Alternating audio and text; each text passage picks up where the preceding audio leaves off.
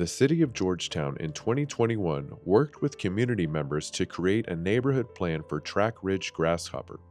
Also known as TRG, this neighborhood next to downtown has traditionally been home to African American residents in Georgetown. Goals of the TRG neighborhood plan include the preservation of historic and cultural assets of TRG, including written and oral histories and historic photos. Prior to the 1960s, all African American students in Georgetown attended the all-black, segregated Carver School, located on the north side of TRG. This film tells a key story in the history of the TRG neighborhood when, in the 1960s, Georgetown schools were desegregated. TRG residents worked with others in the community to end racial segregation in Georgetown schools.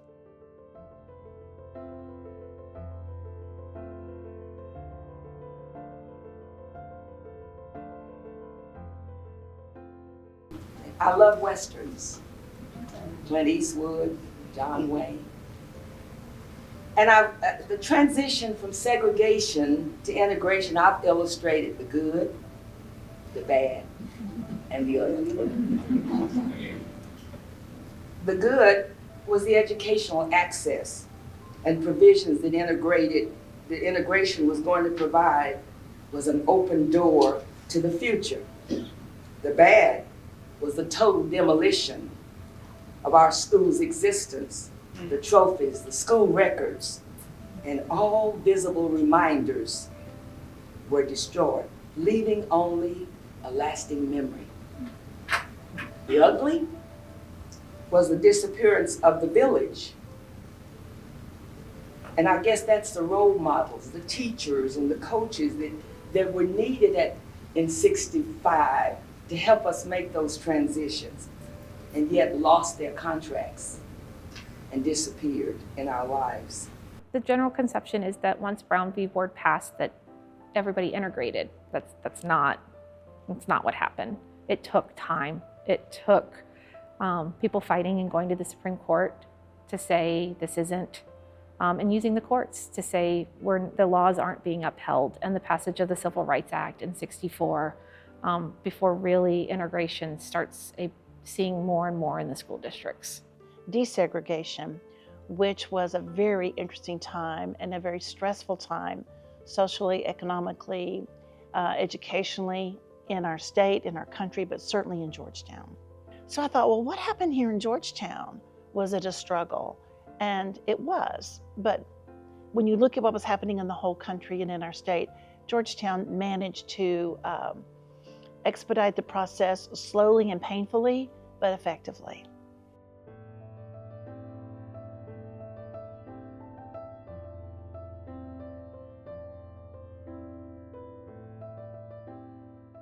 My mom was a nurse, so of course she worked her hours, and then Dad was a cook. My dad worked at L&M Cafe, so we would go to L&M Cafe, sometimes of course Piggly Wiggly's, right in that same block. Went to the movie theater, which is the Palace Theater. We attended the Palace Theater, but of course the balcony was the only place that we could sit. We could not use the restrooms there. We weren't allowed to use the restroom, so we had to actually leave Palace Theater to go to a neighbor gas station. The corner where First Texas Bank, there was a service station there. And then they will allow us to use their restroom there and then come back. L&M, several of my relatives worked there in the kitchen area as cooks. We were not allowed to enter the front. We had to wait at the back door if we wanted a hamburger. We had to eat in the back, so there was like a back area for the Black people. You could not be seated at L&M. Restaurants, for instance, you may have some of the best food being cooked by African American cooks in the back, but African American people had to eat in the kitchen, if they ate in there at all, while they served the white people in front. We had separate water fountains. My friend and I, we heard about there was an elevator in the courthouse, and we wanted to ride the elevator. And so we went to the courthouse, only to ride that elevator. But then to our left, Of course, we had the water fountains, the colored and white water fountains that we had to use. And I always wondered as a young girl, does white water taste differently than colored water? I don't remember much discussion at all during that period of time about segregation or integration, because I don't think the Supreme Court's ruling in 1954 raised much dust in a small town in central Texas. Even though we had 3 different governors working through this time period with segregation and integration issues, constituents sent the former governor, Alan Shivers, a letter that is in the Texas State Historical Association's archives. And he said, I encourage you to stand strong on segregation, and I think the schools need to stay the way they are. Mansfield, they had over 300 parents or white people show up and blocked the path of Black students to come in to the school to enroll after it was considered and deemed legal. And so our governor sent the Texas Rangers in, not to protect the boys, but to protect the crowd, and to refuse to let them in, and sent the 3 boys back to Mansfield, which is near Fort Worth, saying you're not allowed entrance. Now, the interesting thing is that happened when President Eisenhower, was in a re-election year. So he didn't say or do anything. But the very next year in Arkansas, that governor was blocking those little 9 children from going to school, and Eisenhower called in the National Guard because he was aware of what happened in Texas and Mansfield. But he was now empowered and emboldened, just like the governor of Arkansas was emboldened by what they got away with in Mansfield. But Mansfield was the first school in Texas that was ordered to be desegregated. Really unusual candidates for governor, his name was O'Daniel, said he was a strong segregationist, and he said if integration passes, and this was even after the Supreme Court had made its rulings, and he was like, just ignore them. They're not afraid to come down here and fight real men. This was a gubernatorial candidate in Texas. And he also stated that there will be red blood on the soil of Black and white people if that ever passes. So you talk about fear mongering, you talk about just bombastic kind of comments. There was that kind of extreme. So the African American community was divided, the white community with businessmen and both respected leaders on both sides of this issue at odds. And for several years, nothing got done, and there was no improvement at for Carver, which was deplorable.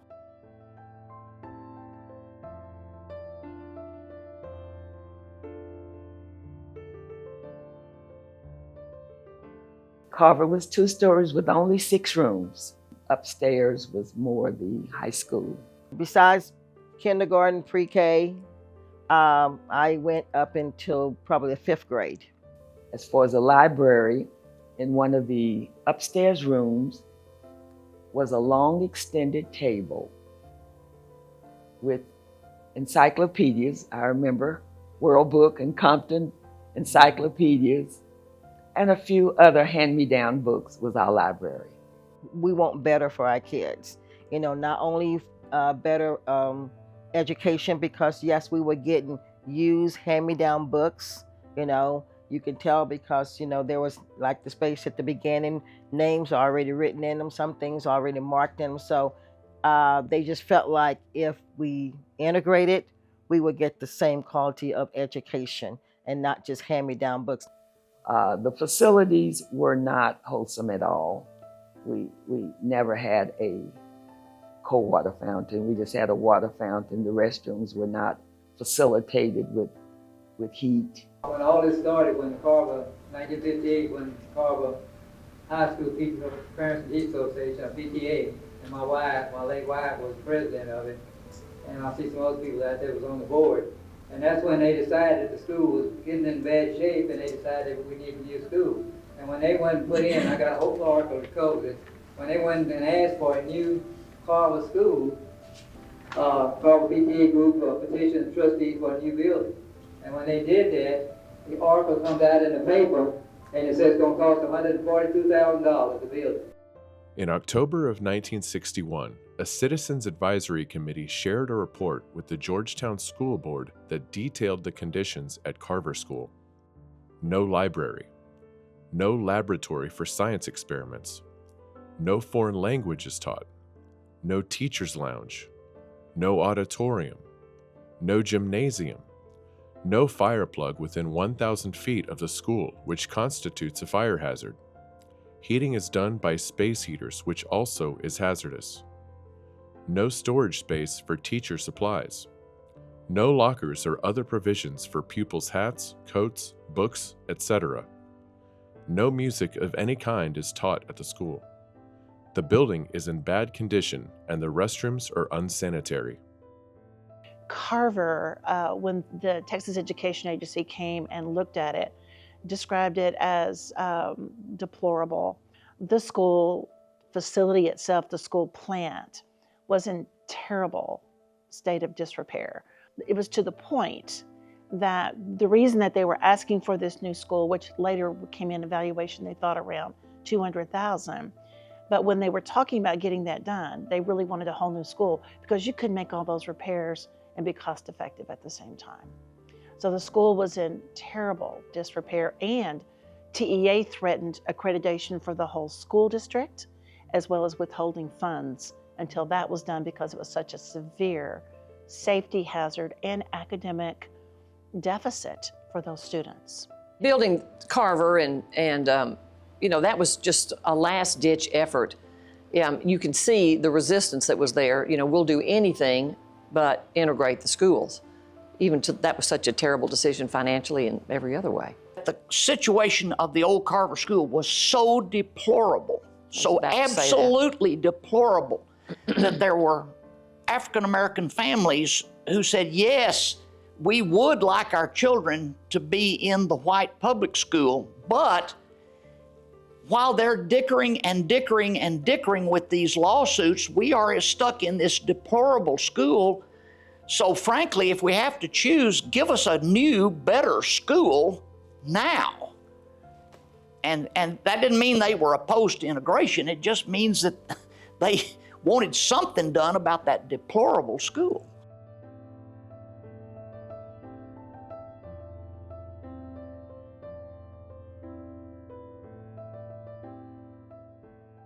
I served on the board from 55 to 60. During that time, we started talking about the Supreme Court decision and what are we going to do about it as a school board. And our superintendent, Joe Barnes at the time, brought up the question. But the thing that really spurred the thing along was that the Board of Education, in examining our schools, found that our colored school was in a disgraceful situation. And Georgetown was going to lose its accreditation for all of its schools if it didn't do something about it. And wisely, the school board realizes they're going to need community participation to have support for a tax increase. And my mother at the time was the president of the PTA. And so they asked her to be part of the committee to take a look at what were we going to do for a new school. Jay Wolf next door was also on that committee. So they all went to see Carver and they all went, oh my God, this building is indeed falling down. We must do something. At the time, our total property evaluation was $6 million for the whole district.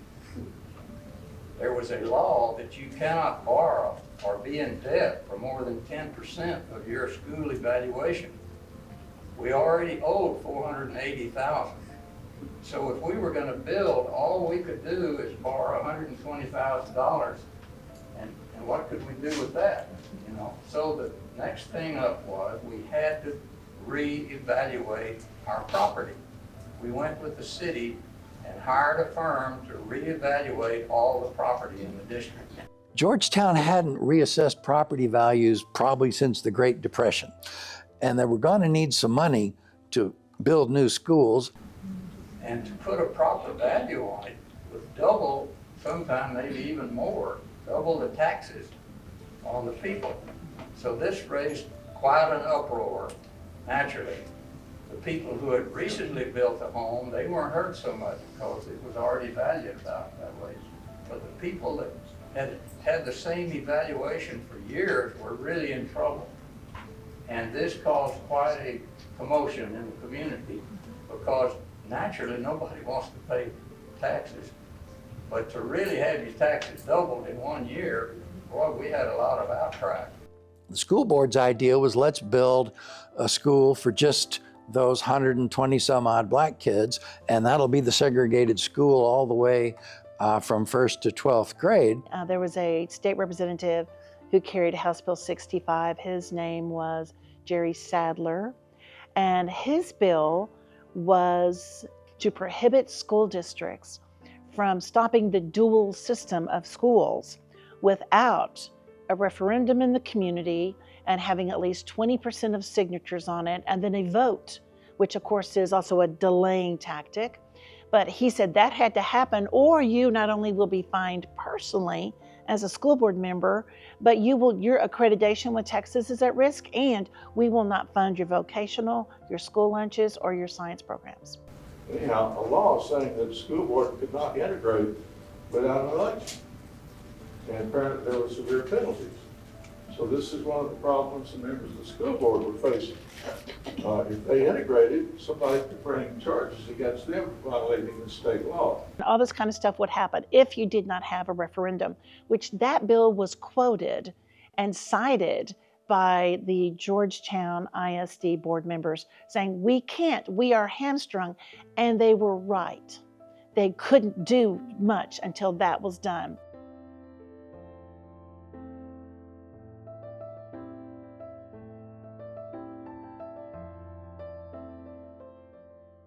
One of the arguments against integration that was made at that time was that the African American community didn't want to integrate either and wanted to keep their school. I ran across an editorial in 1961 from the Williamson County Sun stating, and I'll quote, "Most colored families did not want to integrate." And so Daddy, who personally knew, I would say, all of the African American population because he was their doctor, just did a survey. I was practicing here and I had a lot of colored folks for my patients, and Bertie and a lot of other colored people were working in our hospital. I didn't believe that. So with Bertie's help, we did a complete survey of the black families in Georgetown and asked them to fill out a questionnaire. And he literally knocked on the doors of every single household and asked them, do you want your children to be integrated into the schools, even if it means holding them back a year to catch up academically if necessary? Would you want to integrate? If you did integrate, would you be willing to put your child back a grade if their standards weren't up to the white school yet? That sort of thing. I think we approached every black family in Georgetown, and we weren't that big then. And 85% said they would like to integrate. They did want to integrate, and he took that information to the newspaper. We don't know exactly how that conversation went, but they did not use that information publicly. In July 1962, the Georgetown School Board held an election to build a new all-black Carver school and make improvements to the white schools. The bonds passed by a 4-to-1 margin. The Committee for Better Schools was made up of taxpayers. We were in the same problem as everybody else was. And one of the concerns we had was that the school board wanted to build a school for the black children, 12 grades. And part of our idea was that why not use that money to help expand the existing schools in order to avoid having to spend taxes on a building. We thought that since the Supreme Court had declared separate but equal unconstitutional in 1954, that this was an illegal expense of taxpayer money. So one of our causes was to prevent the school board from spending the tax money for that school. I would say that is very representative of where local residents were in terms of desegregating the schools, in terms of actually taking sort of material action and material change. If we're voting for funds that reinforce segregation, then we're not wanting much change. And it seemed like the natural time to take a stand against segregation. And part of it was simply, you may not use taxpayer money, you may not use public funds to build a segregated school. So that was one of the three parts of the lawsuit. And to get this lawsuit started and to hire an attorney, the Committee for Better Schools met for the first time and agreed that this is what they were going to do. A group of white people from the university, Southwestern University, called me and said, "Harvey, we know you're involved in the same thing, but we need to talk with you." And I said, "What?" And when they called me and I met with them, they said that we're not going to pay our taxpayers' money for no segregated school. It's time to integrate. And I'm telling you, when they said that, I almost had a heart attack. And that's where it all started. And that's when they formed the Committee for Better Schools. The Committee for Better Schools hires an attorney who files a lawsuit in state court to prevent the use of taxpayer funds to build a new segregated school for Black students. The attorney also filed a lawsuit in federal court on behalf of Harvey Miller, 3 of his daughters, and other African American parents and students from Carver. The federal lawsuit argued that both the continued racial segregation of Georgetown schools and the state law requiring a petition and an election to desegregate schools were unconstitutional.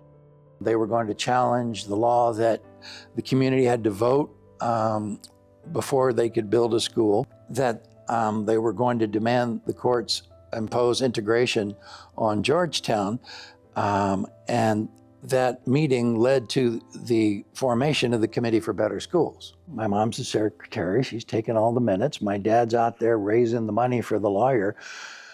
And if you knew my dad, you know how hard it must have been for him to ask anyone for money. And I think Dr. Benno was a huge and generous contributor. You can imagine the legal fees by having a state court suit and a federal court suit. So I can only guess that my dad's financial contribution was significant. But of course, he never spoke about that. And that was in keeping with his generosity financially just throughout his life. Yeah. I mean, that would be very typical of him.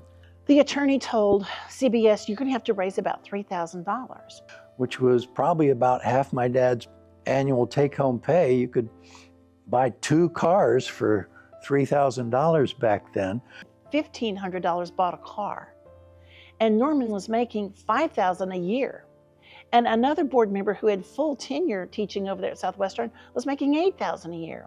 The people that I remember being on that committee, Eb Gervin, George Nelson, Norman Spellman, Ed Harris, none of them were wealthy people. And particularly at Southwestern in the 1960s, professor salaries were not significant. And they raised $3,000 themselves. They gave sacrificially, not even of their time, but of their money. And all of these efforts to fight something they felt was morally wrong and fiscally irresponsible. They raised the money, they took the notes, they organized the meetings. They were leaders, but they were very quiet leaders.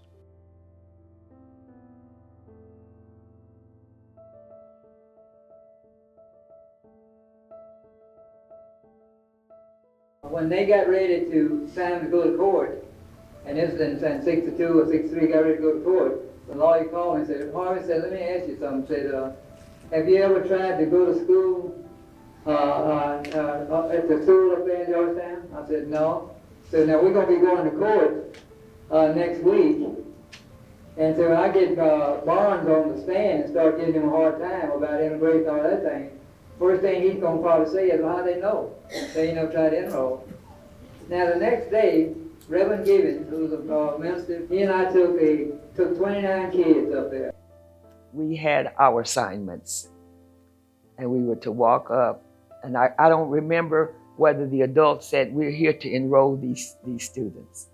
I just recall my sister-in-law, myself, because we were seniors, wanting to enroll. And it was very quietly done. The gentleman who was principal at that time, Mr. Williams, simply said, you may sign the list. We were to sign the list, and then his response was, you cannot enroll here. Without question, we turned around and left. And they said, Harvey said, we can't take these other kids here. Why you bring them up here? And I said, well, one of the reasons, I said, my daughter here wants to be a doctor. I said, and there's no science and no chemistry and nothing like that in the Carver school. And you need that in your background when you go to school. And I got Harvey and said, Georgetown School Board, 29 Negroes. And I sent that to our lawyer. When I sent it to our lawyer, he said, that's all we need, Harvey. That's when we went to court. In September 1962, the school board voted to not allow the black students to register at Georgetown High School. Quote, the Board of Trustees of the Georgetown Independent School District has no alternative but to deny the application of the 26 Negro children for enrollment in white schools.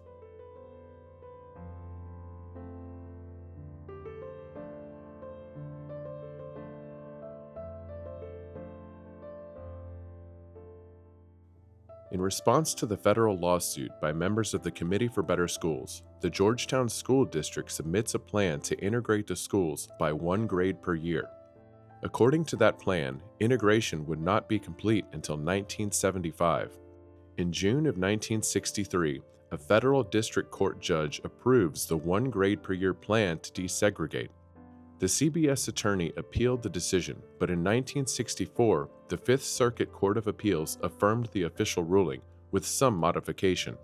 The passage of the Federal Civil Rights Act in July of 1964 marks an important shift in desegregation, and in the fall of 1964, the school district begins the free choice integration of students in the first and second grades. By the fall of 1965, the school district begins free choice integration of more grades.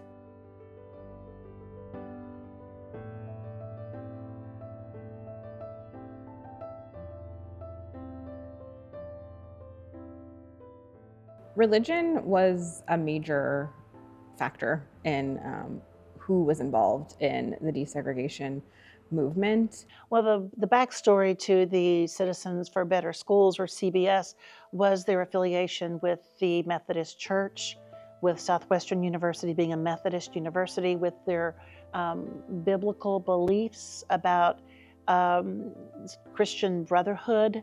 And they believed they had a moral stance as well as an economic stance, and they chose to want to desegregate and to fight against integration. They believed it was morally wrong. Many different denominations were involved, in Georgetown in particular, Methodism.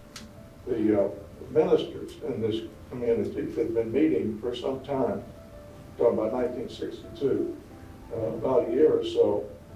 Reverend Robert T. King, who was one of the black ministers, Reverend James Van Black from the Presbyterian Church, Father Joseph Leakey from St. Helens, Bob Browse, who was, I think, St. John's, Reverend Lorfing from the Lutheran Church, Richard Smith from the Methodist Church, Reverend Billy McClellan, I think, was a Baptist minister, and Reverend J.D.F. Williams was the district superintendent. That group had been meeting for over a year before all this got started. And their concern was how to deal with this problem of segregation. The Nelsons were members of the church, the Gaddies were the member of the church, the Spellmans were the member of the church. Who was the minister? Carol Richard Thompson? Smith. Richard Smith. Richard Smith. He actually delivered the petition to the school board. People even went, businessmen as a group went to Southwestern, to the president, and told him, you need to get your people off this lawsuit. Town people, business people came to see President Fleming to demand he do something about his faculty, who were completely out of control with all of this integration nonsense. And what his response was, because They felt like he was trying to threaten their jobs. The president's response was, they're not doing this as university professors, they're doing this as citizens, and they have every right to do that. Their jobs are not at risk because of this issue. President Fleming told them that these are parents, their children go to the public schools, they are not representing Southwestern, they are simply representing themselves as parents of children in the Georgetown schools, so I can't help you. Of course, he could have helped them, but that's what he told them. And that was the end of them trying to pressure Southwestern to do something about the faculty. Many of the faculty and potentially the students would attend FUMC or First United Methodist Church as well. The role of the church largely was to take care of the poor and the unfranchised and the discriminated against and so on. And that was a characteristic of Methodism.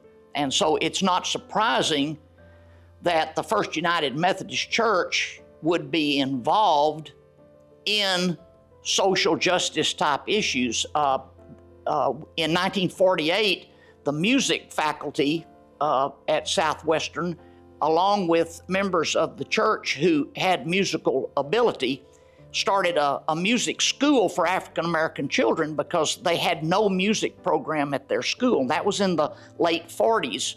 We already had cases of faculty and students doing projects and activities off of the campus, like the Negro Fine Arts School, really taking part in the community and its betterment. Chapel attendance would have still been a required component of attending the university.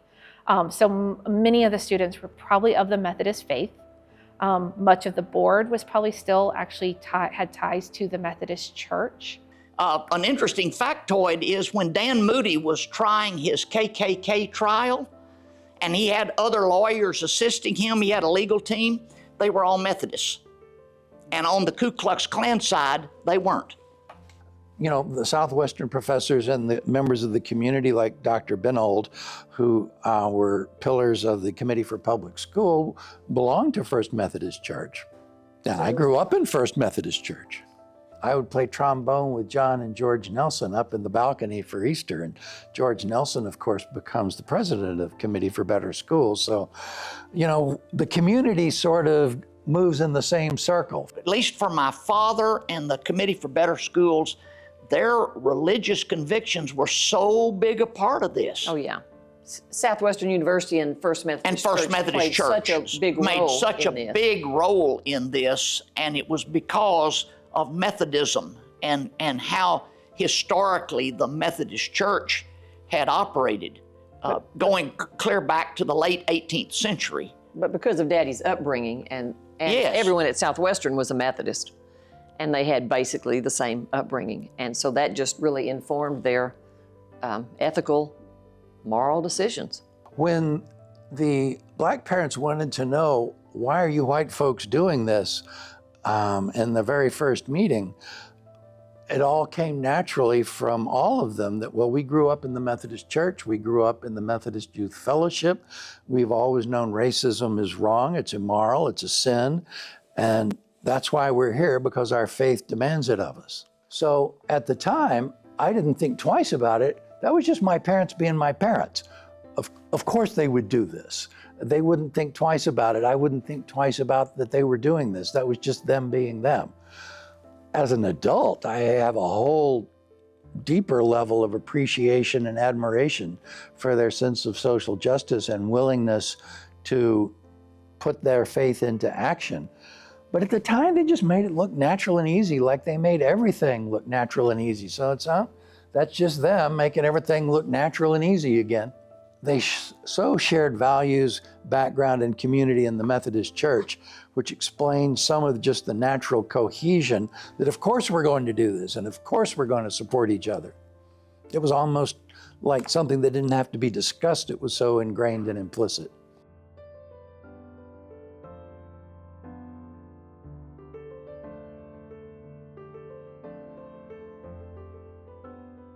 So there was a strong states' rights movement that also caused them to oppose anything from the federal government, much less how they educate their children. There is a history here in Williamson County also about the Ku Klux Klan. There was some some trying times. There was one time that we did get a cross burned in our yard. He had got a lot of threatening telephone calls, plus somebody burned a cross in front of his house. So cross burning is a symbol of racial violence and can sort of elicit the idea of mob violence, lynchings. It's a message, right, that draws fear, right, in the Black community about their safety and their survival. Now I look back and probably was, I'm sure it was. That was the symbol of the Klan. It's a intimidation tactic often used in communities to silence or slow down the political actions of Black people at that time. So Georgetown is not unique in that sense. I mean, you can hear many stories, particularly around education, desegregation. I think it's startling to imagine people going to that lengths, but it's not unimaginable. It's really awful. I mean, for the Millers to move forward even after a cross burning is incredibly courageous. So the fact that they were part of those lawsuits and we know their names is that moment when they said, well, no, we're not going to back down. Even if you were friendly to African Americans or, you know, something other than keeping them as employees or workers, you could be in trouble. I know that the dry cleaners, Troy Laundry, he supported CBS. So a lot of the people who supported his business withdrew when he lost his business because of supporting what was federally mandated, which is what the Methodist Church and a lot of Christians believed was appropriate, which was integration. Ed Harris, the owner of the dry cleaners in town, lost his business because no one would patronize him anymore because he was a leader for the Committee for Public Schools and Integration. On the other hand, Gus Stinkin didn't seem to suffer any loss of business, but he was the only drugstore. So there was certainly risk and there was certainly pressure.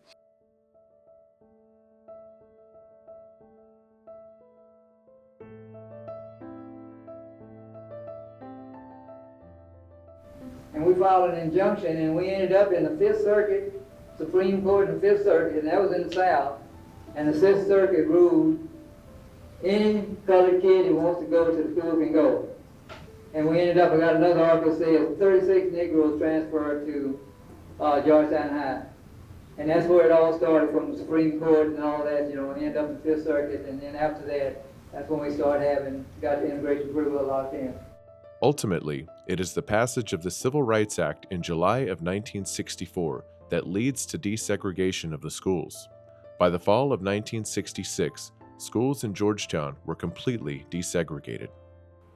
Until money becomes sort of at risk, no one is forced to abide by federal law, no one's forced to listen to Black activists and community members and parents. Georgetown, like most other places in Texas and in the South, didn't take any of that seriously until federal funds were pulled. Then in 1964-65, Lyndon Johnson got the Civil Rights Act through Congress, and the rule was that you will be totally integrated by 1967 or you won't get any federal funds. So that's a pretty big message. And our school board reacted to that. So by 1967, we were totally integrated. The only reason it progressed so quickly was when the federal government said no funds for your school lunch, vocational programs, and home economics was a big deal then, or your science labs or your science programs. They had no choice, so they were able to say, we're being forced to do this. I'm sorry, we got to do it. And then the suit is dismissed because it becomes irrelevant.